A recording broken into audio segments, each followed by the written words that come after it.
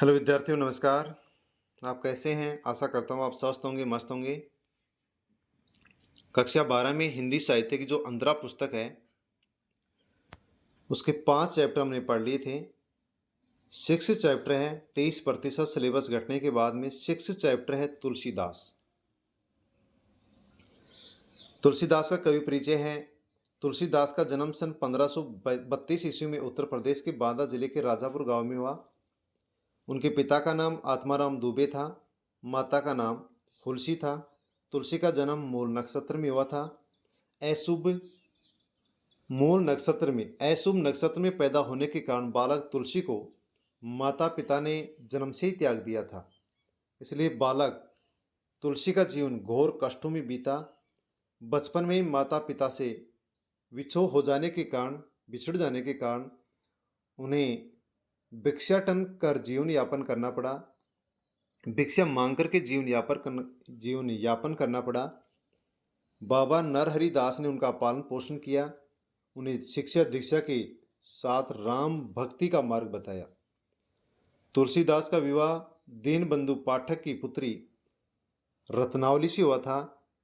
पत्नी के प्रति आसक्ति और उनकी फटकार से गृह त्याग की कथा प्रसिद्ध है। उन्होंने घर छोड़ दिया। पारिवारिक जीवन में विरक्त होने के बाद वे काशी, चित्रकूट, अयोध्या आदि तीर्थों में भ्रमण करते रहे। सन 1574 ईस्वी में अयोध्या में उन्होंने रामचरित मानस की रचना प्रारंभ की, जिसका कुछ अंश उन्होंने काशी में भी लिखा, जिसमें 7 कांड हैं। बाद में वे काशी में रहने लगे।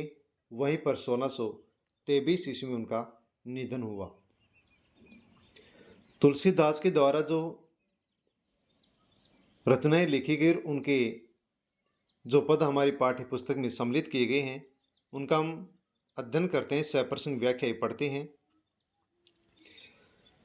पहला पद है भरत राम का प्रेम, जो कि रामचरित मानस में जितने 7 कांड हैं, उनमें से अयोध्या कांड से ये अंश लिया गया है। भरत राम का प्रेम। पहला पद है पुलकी शरीर सभा बैठाड़े, नीरज नयन नेहे जल बाड़े। कहब मोर मुनिनाथ निबाहा, एहि ते अधिक कहो में काहा। मैं जानो निज नाथ सुबाऊ, अपराधियों पर कोहू निकाऊ। मोपर कृपा स्नेहु बिसेकी, खेलत कुनिस ने कभू देखी। शिशुपन ते परि हरेऊ ने संगु, कभू ने कीने मोर मन भंगु। मैं प्रभु कृपा रीति जीव जोही, हारेहु खेल जितावी मोही। महु स्नेह सकोच बस, सन्मुख कही निबैन। दर्शन तृप्ति ने आजू, लगी प्रेम पियासे नैन। तो भरत राम का प्रेम अयोध्या कांड रामचरित मानस से लिया गया ये पद है, जिसमें भरत राम के प्रति अपने भाव प्रकट कर रहे हैं। इस पद के कठिन शब्दार्थ हैं पुलके यानी रोमांचित, नीरज यानी कमल, नेह प्रेम, बाढ़ यानी बढ़ना या बाढ़, मोरे यानी मेरे, स्वभाव स्वभाव, कोह क्रोध, खुनीस नाराजी, अप्रसन्नता, शिशुपन बचपन, बहन यानी वचन, भंगु यानी तोड़ना और तृप्ति, तृपित यानी प्यासे, सन्मुख यानी सनसुख यानी सामने। प्रसंग है प्रस्तुत पद्यांश भक्त कवि गोस्वामी तुलसीदास द्वारा रचित रामचरितमानस के अयोध्या कांड से लिया गया है। इस अंश में कवि ने राम वन गमन के पश्चात बाद में भरत की मनोदशा का वर्णन किया है। इस पद की व्याख्या है गोस्वामी तुलसीदास वर्णन करते हैं कि गुरु वशिष्ठ की आज्ञा पाकर चित्रकूट की सभा में भरत पुलकित प्रसन्नचित शरीर से खड़े हो गए। उनके कमल नयनों में प्रेमाश्रुओं की बाढ़ आ गई। वे कहने लगे कि मेरा कहना तो मुनिवर वशिष्ठ ने पहले ही पूरा कर दिया, अर्थात मैं जो कुछ कहना चाहता था वह उन्होंने कर दिया। इससे अधिक मैं और क्या कहूँ। मैं अपने स्वामी का स्वभाव यानी राम का स्वभाव भली प्रकार जानता हूँ। वे तो अपराधी पर भी कभी क्रोध नहीं करते हैं। मुझ पर उनकी विशेष कृपा और स्नेह है। मुझ पर मैंने बचपन के खेल में भी कभी उनका क्रोध और अप्रसन्नता नहीं देखी। मैंने बचपन से ही कभी उनका साथ नहीं छोड़ा और उन्होंने उन्होंने भी कभी मेरे मन को नहीं तोड़ा। मैं प्रभु श्री राम की कृपा को मन से अच्छी प्रकार जानता हूँ। वे खेल में मुझसे हारने पर भी मुझे जिता देते थे। भरजी आगे कहते हैं कि मैंने भी प्रेम और संकोच के वशीभूत होकर प्रभु के सामने कभी कुछ नहीं कहा। प्रेम की प्यास से मेरे नेत्र आज तक उनके दर्शनों से तृप्त नहीं हुए। आज भी उनके दर्शनों की अभिलाषा इच्छा मेरे नेत्रों में बनी हुई है। तो तुलसीदास ने रामचरितमानस के अयोध्या कांड में लिखा है कि चित्रकूट सभा में गुरु वशिष्ठ भरत को बोलने का मौका देते हैं। चित्रकूट सभा में गुरु वशिष्ठ की आज्ञा पाकर के भरत प्रसन्नचित्त होकर के खड़े होते हैं। कमल के समान नैनों से उनके प्रेम रूपी अश्रु बहने लगते हैं और कहते हैं कि जो मैं कहना चाहता हूँ वशिष्ठ ने पहले ही कह दिया, इससे अधिक मैं और क्या कहूँ। इस प्रकार भरत कहते हुए आगे कहते हैं कि प्रभु श्री राम के स्वभाव को मैं अच्छी तरह से जानता हूँ।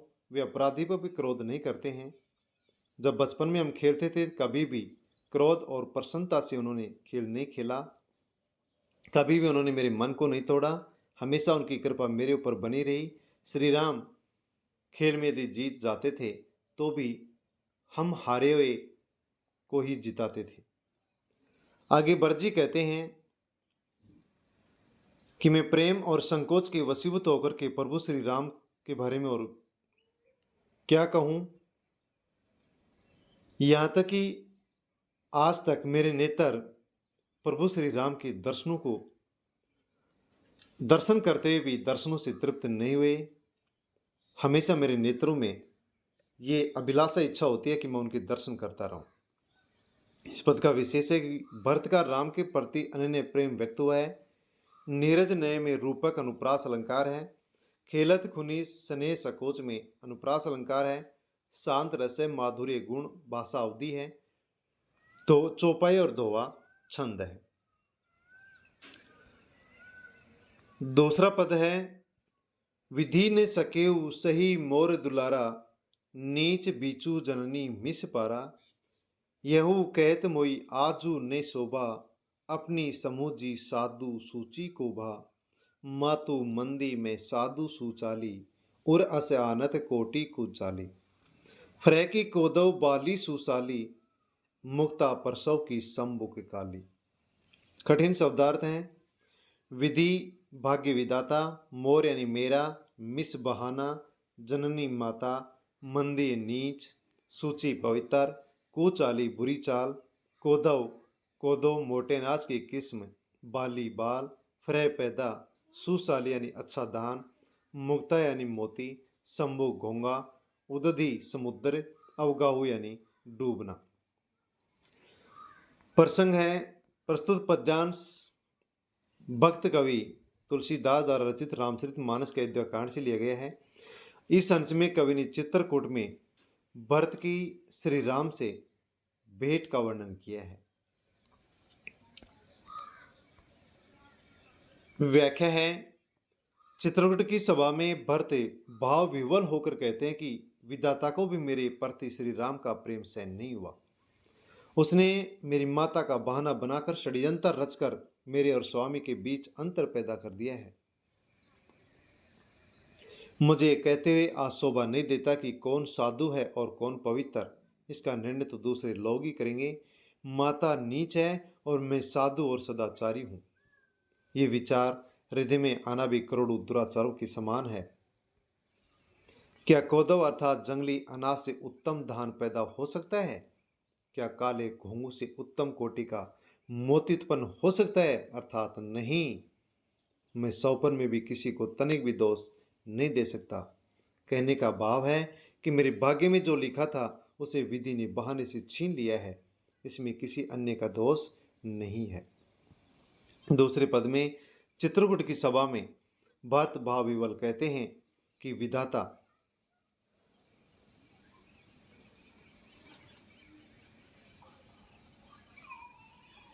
भरत चित्रकूट की सभा में कहने लगे कि विधाता को प्रभु श्री राम का प्रेम सहन नहीं हो सका और माता का बहाना बना करके मेरे साथ और प्रभु के साथ षड्यंत्र कर मेरे और प्रभु के बीच में अंतर पैदा कर दिया है। भरत कहने लगते हैं कि यदि मैं कहूं कि कौन सज्जन है कौन पवित्र है तो ये मेरे मुख से शोभा नहीं देता है। कौन अच्छा है कौन बुरा है इसका निर्णय तो अन्य लोग ही करेंगे। और यदि मैं कहूं कि मेरी माता नीच है बेकार है और मैं सज्जन हूँ अच्छा हूँ अच्छे व्यवहार करने वाला हूँ तो ऐसा विचार मेरे हृदय में यदि आता है तो अनेकों बुरे व्यवहारों के समान ये विचार होगा। क्योंकि जिस प्रकार से कोदव यानी जंगली अनाज से उत्तम अनाज पैदा नहीं हो सकता, काले गेहूं से उत्तम कोटि उत्पन्न नहीं हो सकता, उसी प्रकार से यदि मेरी मां नीच है बेकार है तो उससे मेरा जैसा भरते पैदा नहीं हो सकता। भरत कहते हैं कि मेरे भाग्य में जो कुछ लिखा हुआ था वो हमारे साथ हुआ है, इसका मैं किसी को भी दोष नहीं देना चाहता हूं। विशेष है भरत के कथन से आई भाई के प्रति अनन्य प्रेम भाग्य की विपरीतता प्रतीत होती है। मुक्ता परसव की शंभु काली में दृष्टांत अलंकार है, अवधि भाषा है और चौपाई छंद है। तीसरा पद है सपनेऊ दोषक लेसु निकाहू मोर अभाग उददी अवगाहू बिनु समझे निज अग परिपाकू जारियु जाय जननी कई काकू हृदय हेरी हारेऊ सब ओरा एक ही भांति बल ही भल मोरा गुर गोसाई साहिब से रामू लागत मोही नीक परिणामू साधु सभा गुरु प्रभु निकट कहू सूतल सती भाव प्रेम प्रपंचु की जुट फुरे जानी मुनि रघुराय। कठिन शब्दार्थ है दोषक दोष उदधि सागर अग पाप काकू कटु वचन नीक सही ठीक सती भाव शुद्ध भाव से फुर यानी सत्य। प्रसंग है तुलसीदास द्वारा रचित रामचरित मानस के अयोध्या कांड से लिया गया अंश है जिसमें चित्रकूट सभा में भरत श्री राम से भेंट करते हैं, उसी का तुलसीदास इसमें वर्णन करते हैं। इस पद की व्याख्या है चित्रकूट की सभा में भरत भाई प्रेम से पूरित होकर कहते हैं कि मैं सपने में भी किसी अन्य को दोष नहीं दे सकता हूँ। मेरा दुर्भाग्य ही अथाह है बहुत गहरे सागर के समान बन गया है, अर्थात मेरे दुर्भाग्य से ही ये सब कुछ हुआ है। मैंने अपने पापों के परिणाम को समझे बिना ही कटु वचन कह कहकर माता को व्यर्थ ही जलाया है, परेशान किया है। भरत आगे कहते हैं कि मैंने अपने हृदय में अच्छी तरह विचार कर लिया है कि मैं इस निष्कर्ष पर पहुंचा हूं कि एक प्रकार से ही मेरा भला हो सकता है, वह यह है कि गुरु वशिष्ठ सर्व समर्थ हैं और सीता और राम मेरे स्वामी हैं, इसी कारण मुझे अच्छे परिणाम की आशा है। भरत कहते हैं ये सज्जनों की सभा है, गुरु वशिष्ठ प्रभु श्री राम की निकटता में इस पवित्र तीर्थ स्थल चित्रकूट में सच्चे मन और शुद्ध भाव से मैं कहता हूँ कि मेरा व्यवहार श्री राम के प्रति प्रेम का दिखावा या छल प्रपंच नहीं है।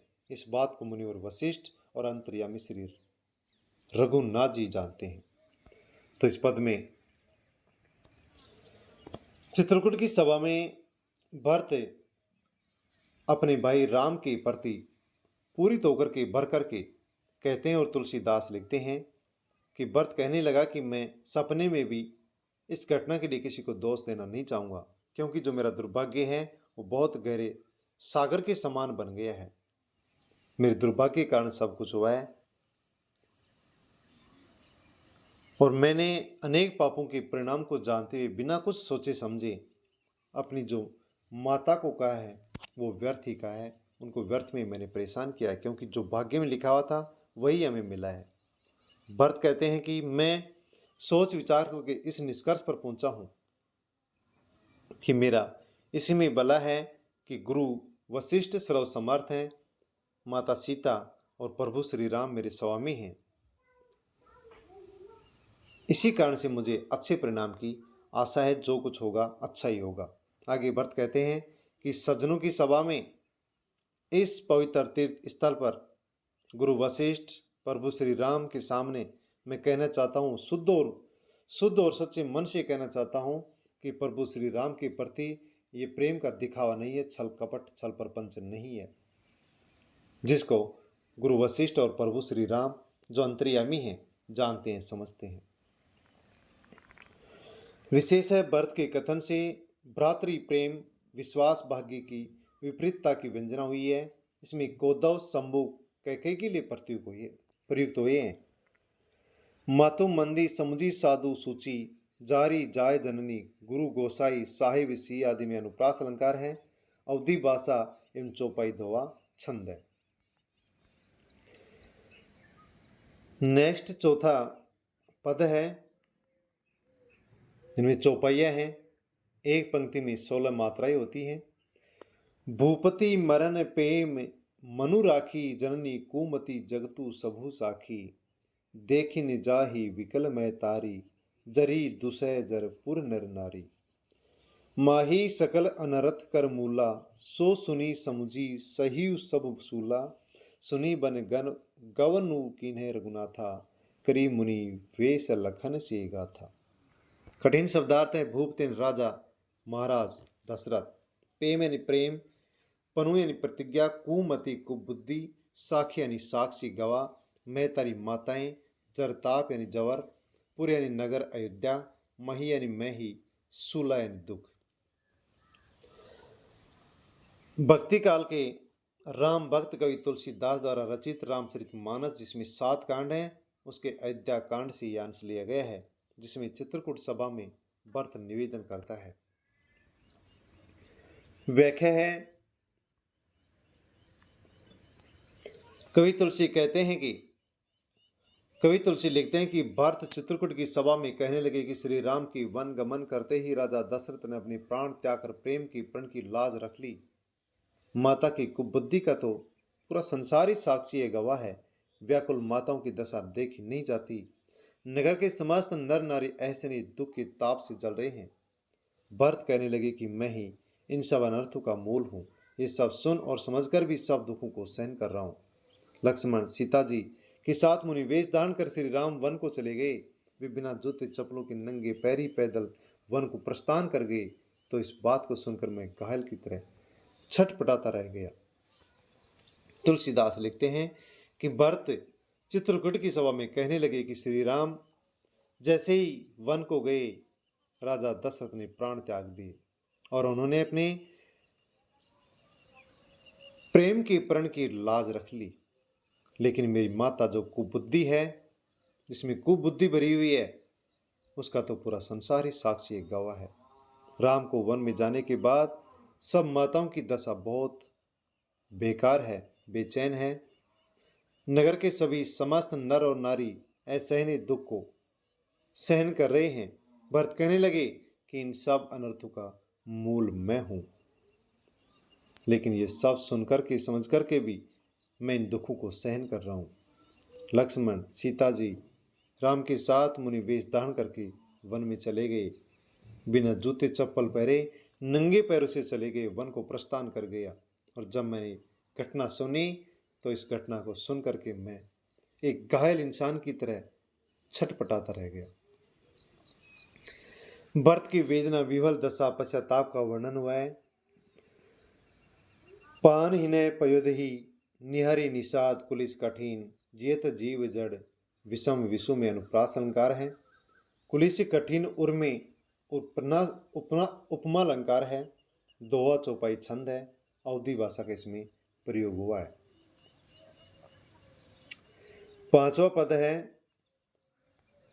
बिन पान हिनय पयोदई पाए संक्रु साखी रेहु ए घाय बहुरी निहरी निषाद सनेहु कुलिस कठिन और भयो ने बेहू अब सबु आखिने देखेऊ आई जियत जीव जड़ सभी सहाई जिन्ही निरखी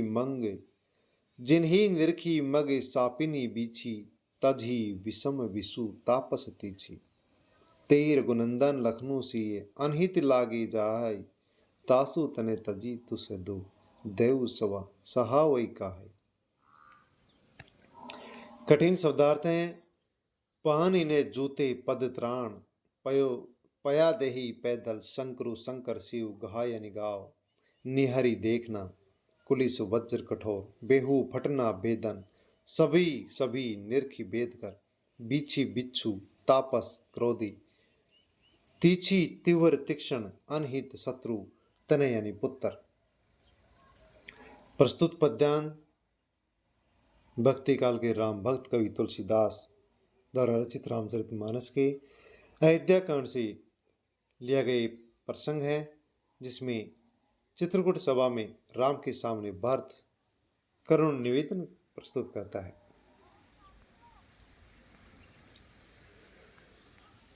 व्याख्या भरत चित्रकूट में मुंशी वशिष्ठ अपनी माताओं और अयोध्यावासियों के सामने अपने दोष को स्वीकार करते हैं। राम वन गमन का कारण स्वयं को मानते हैं। प्रभु से निवेदन कर रहे हैं कि इस बात के स्वयं शंकर जी साक्षी हैं। ये सब अनर्थ सुनते मेरे प्राण क्यों नहीं निकल गए। फिर निषाद राज के प्रेम को देखकर मेरा वज्र के समान कठोर हृदय फट क्यों नहीं गया। यहाँ कर सब मैंने अपनी आंखों से देख लिया है। इस मूर्ख जड़ जीव को जीते जी सब सहन करना पड़ा।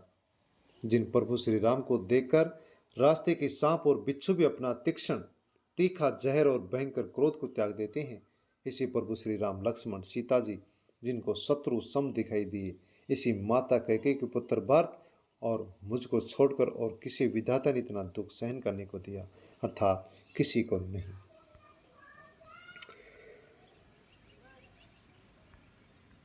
तो तुलसीदास लिखते हैं कि चित्रकूट की सभा में भरत कहने लगे, चित्रकूट की सभा में गुरु वशिष्ठ अपनी माताओं अयोध्या वासियों के सामने अपने दोष को स्वीकार किया और राम वन गमन का कारण स्वयं को मानते हुए प्रभु श्री राम से निवेदन किया कि इस बात के शंकर जी साक्षी हैं, गवाह हैं। ये जो अनर्थ हुआ है उसको सुनकर के मेरे प्राण क्यों नहीं निकल गए। निषाद राज के प्रेम को देख करके मेरा जो ये हृदय है वो वज्र के समान क्यों नहीं फटा। सब मैंने यहाँ पर आकर के मैंने अपनी आंखों से देखा, लेकिन फिर भी मैंने इस दुख को सहन किया। प्रभु श्री राम जिस प्रभु श्री राम को देख करके रास्ते के सांप बिच्छू अपने तीखे जहर और भयंकर क्रोध को त्याग देते हैं, उन प्रभु श्री राम लक्ष्मण और सीता को किस प्रकार से मेरी माता को शत्रु के समान दिखाई दिए, मुझको छोड़कर और किसको विधाता ने इतना दुख दिया है, अर्थात किसी को भी इतना दुख नहीं दिया है। विशेष है भगवान शिव को साक्षी मानकर भरत अपने व्यथित हृदय की बात कहते हैं। दोहा चौपाई छंद है, अवधी भाषा का प्रयोग हुआ है।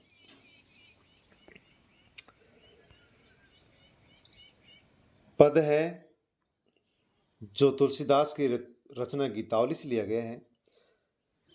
पहला पद है, जननी निरखती बान दनुहिया बार बार उर नैननी लावती प्रभुजु की ललित पन्हिया कभू प्रथम ज्यों जाई जगावती कही प्रेम वचन सवारे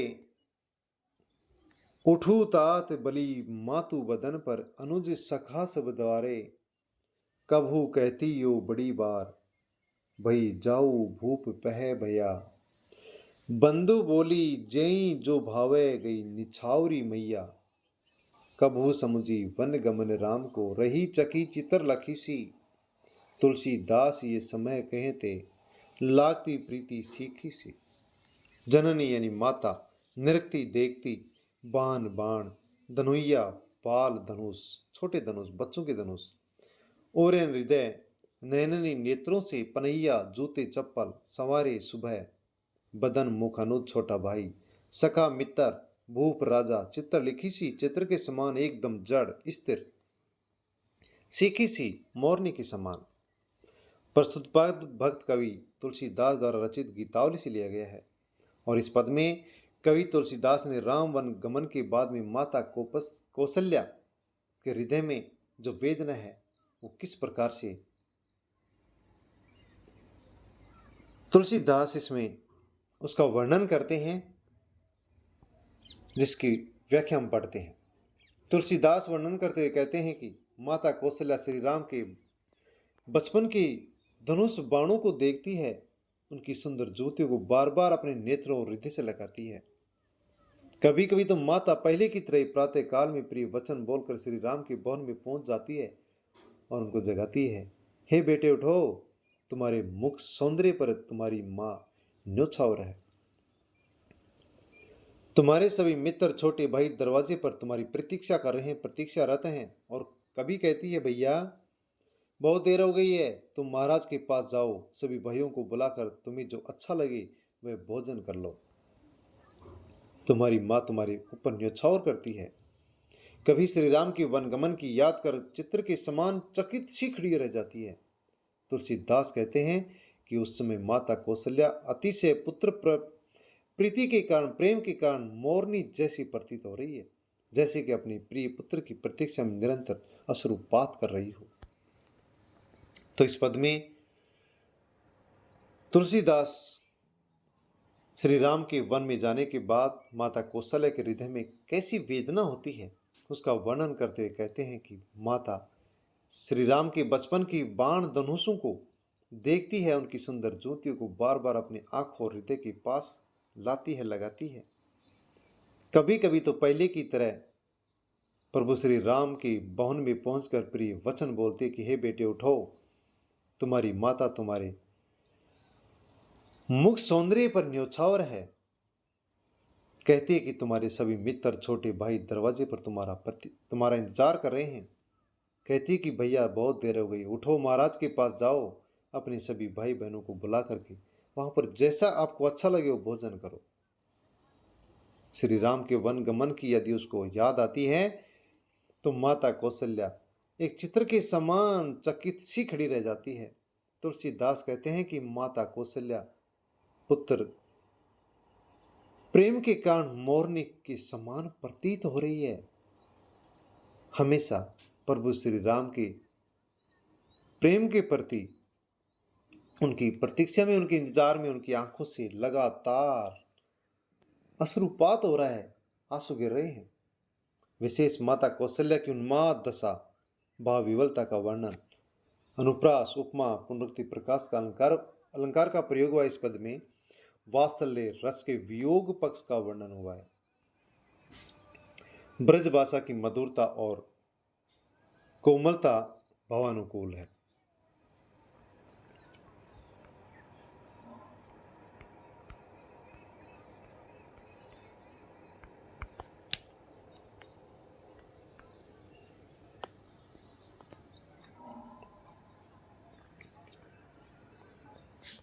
दूसरा पद है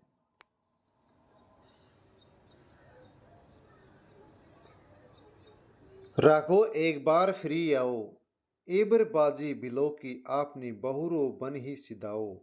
जे पे पाई पोखी कर पंकज वार वार चुचुकारे। क्यों जीवी मेरे राम लाडले, ते अब निकट बिसारे। भरत सौगुनी सार करत है, अति प्रिय जानी तिहारे। तदपि दिन ही दिन होत जावरे, मनहु कमल हिम मारे। सुनहु पथिक जो राम मिली बन, कहियो मातु संदेशो। तुलसी मोही और सबहिन ते, इनको बड़ो अंदेशो।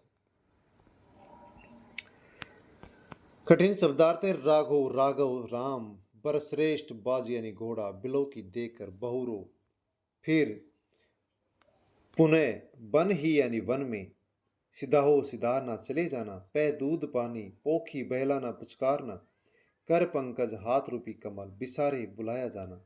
सार देखभाल झांवरे कुमलाने, हिम मारे बर्फ के मारे। संदेशो संदेश, अंदेशो संदेह। प्रसंग है तुलसीदास द्वारा रचित गीतावली से ये पद लिया गया है। इस पद में माता कौशल्या राम के घोड़ों को बहाना बनाकर उन्हें अयोध्या लौट आने का निवेदन करती है कि प्रभु श्री राम तुम लौट आओ, मेरे प्यारे बेटे तुम लौट करके आ जाओ। व्याख्या माता कौशल्या वन की ओर जाने वाले राहगीर से कहती है, तुम्हें वन में यदि राम मिल जाए तो उनसे मेरा संदेश अवश्य कहना कि तुम एक बार अयोध्या लौट आओ। अपने श्रेष्ठ घोड़ों को जिन्हें तुम अपने कमल रूपी हाथों से पानी पिलाते थे, बार बार पुचकार कर, सहला कर, दुलार करते थे, प्यार करते थे, प्रेम करते थे।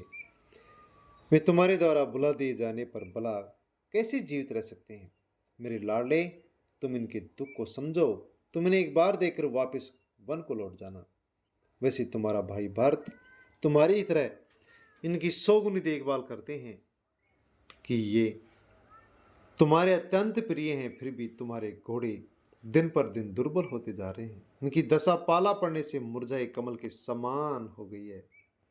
तुलसी आगे कहते हैं कि माता कौशल्या कहते हैं कि हे पथे के रागीर यात्री, तुम मेरे पुत्र राम को यह संदेश अवश्य दे देना कि मुझे इन घोड़ों की सबसे अधिक चिंता है। तुम्हारे वियोग में इनके जीवित रहने का संदेह होने लगा है, अर्थात इनकी मरणासन स्थिति बन गई है। दूसरे पद में माता कौशल्या वन की ओर जाने वाले यात्री से कहती है कि तुम यदि वन में राम मिल जाए तो मेरा संदेश अवश्य उनको सुनाना कि तुम एक बार लौट करके अयोध्या आ जाओ। तुम्हारे जो श्रेष्ठ घोड़े हैं, जिनको तुम अपने कमल रूपी हाथ से पानी पिलाते थे, बार बार पुचकारते थे, सहलाकर दुलार करते थे, प्रेम करते थे, तुम इनको भूल गए हो। तुम्हारे बिना जीवित नहीं रहेंगे। माता कौशल्या कहती है कि हे मेरे लाडले, आप अपने घोड़ों के दुख को समझो। एक बार आओ और अपने घोड़ों को देख करके वापस वन में लौट जाओ। तुम्हारे बिना ये दिन प्रतिदिन हर क्षण दुर्बल होते जा रहे हैं, कमजोर होते जा रहे हैं। जिस प्रकार से पाला पड़ने से, बर्फ पड़ने से कमल के फूल मुरझा जाते हैं, उसी प्रकार से दुबले हो रहे हैं। माता कौशल्या आगे कहती है कि हे फतेह, तुम राम को संदेश देना कि मुझे आपके इन घोड़ों की सबसे ज्यादा चिंता है। तुम्हारे वियोग में जीवित नहीं रहेंगे। ये मरने की स्थिति के पास आप पहुंचे हैं, इसलिए आप आइए और आकर के अपने प्रिय घोड़ों को दुलारिए। विशेष है, राम के वियोग में अयोध्या के नर नारी नहीं, घोड़े भी व्याकुल हैं। कौशल्या उनके माध्यम से राम को देखना चाहती है कि घोड़ों को देखने आएंगे और मैं अपने बेटे को देख लूंगी। पुनरुक्ति प्रकाश रूपक उत्प्रेक्ष अलंकार है। ब्रज भाषा का प्रयोग है, माधुर्य गुण है, वात्सल्य रस है। प्यारे दोस्तों, तुलसीदास के जो पद हमारी पाठ्य पुस्तक में लिए गए हैं, अंतरा पुस्तक में, जिनको हमने पढ़ा है, पाठ्य पुस्तक के प्रश्न है भरत राम का प्रेम। जो पद हमने पढ़े हैं उनका फर्स्ट और सेकंड क्वेश्चन,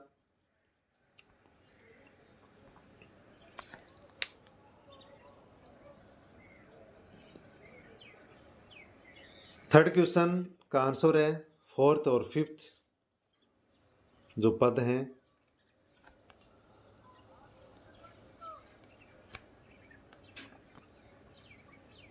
पदों से संबंधित जो प्रश्न है, क्वेश्चन है, इनका आप स्क्रीनशॉट ले सकते हैं। भरत राम का प्रेम क्वेश्चन है, फिफ्थ क्वेश्चन है, और पद से संबंधित जो क्वेश्चन है उनको भी आप यहाँ पर देख सकते हैं, स्क्रीनशॉट ले सकते हैं।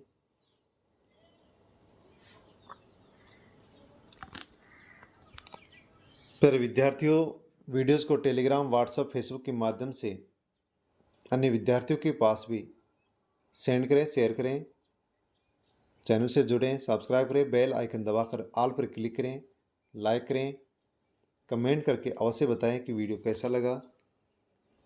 धन्यवाद।